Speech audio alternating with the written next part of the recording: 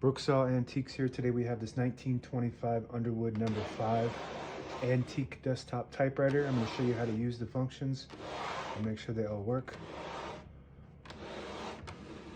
Up top is the adjustable paper guide. This helps you guide the page in straight. I'm going to line that up with the edge of the platen, which is this main roller that feeds the paper, and you're going to want to adjust these two paper fingers up front too to make sure that, see, this side's too close to the middle, so I'm going to move that a little bit to the edge. It's got to be in between those two paper fingers or else it'll kind of get stuck on it. And these are your margins. This is your left margin, and this is also got to be in between that or else you'll type over them.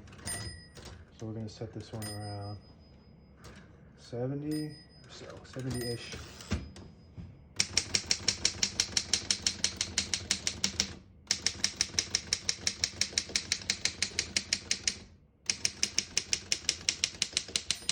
Once you hear the bell, you're at the end of the margin. You hit this line space, get you back to the beginning. It skips 1, 2, or 3. Right now we have it on single, but if you want double, you flip the switch to 2. It skips 2, and one more at the 3. It skips 3. That works good. We're going to keep it on single for now and finish typing.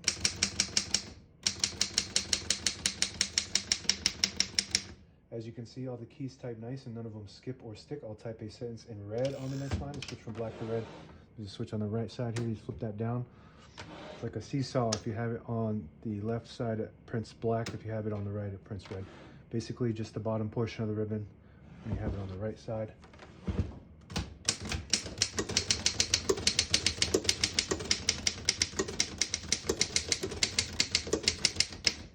Beautiful typing machine. 100 years old, starting next month or so. And it still runs perfect. And basically the most popular typewriter of all time is this model here. I'm flipping that back down to black.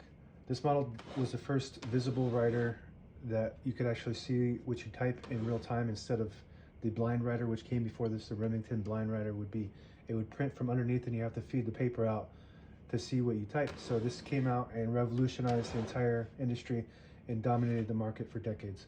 To pull the page out easy, there's a switch on the right side here. You flip that down and it unlocks the rollers underneath the platen, allowing you to pull the page out easier, load thicker paper like carbon copy or cardstock. Make sure you flip that back up before you load the next page or else it won't load correctly. And not to mention that these are actually still one of the best selling typewriters that I have in stock. I never keep these things in stock because they sell so fast.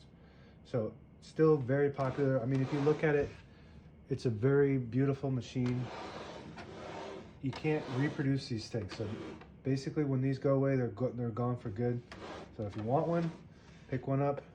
This one's available right now. Shift on each side and the shift lock on the right to clear that left shift button. Up top left is the backspace, works great. On the top right is the tab function. So tabs are manually set. You just flip them down on this rack here and you can move them wherever you want them. So this one, and it's got a scale on here to tell you exactly where you are. So we got 40, 30, 20, and 10. So we're going to hit that tab and I'll show you from the back here. So it stops at each one of these. That works good. Show you from the front.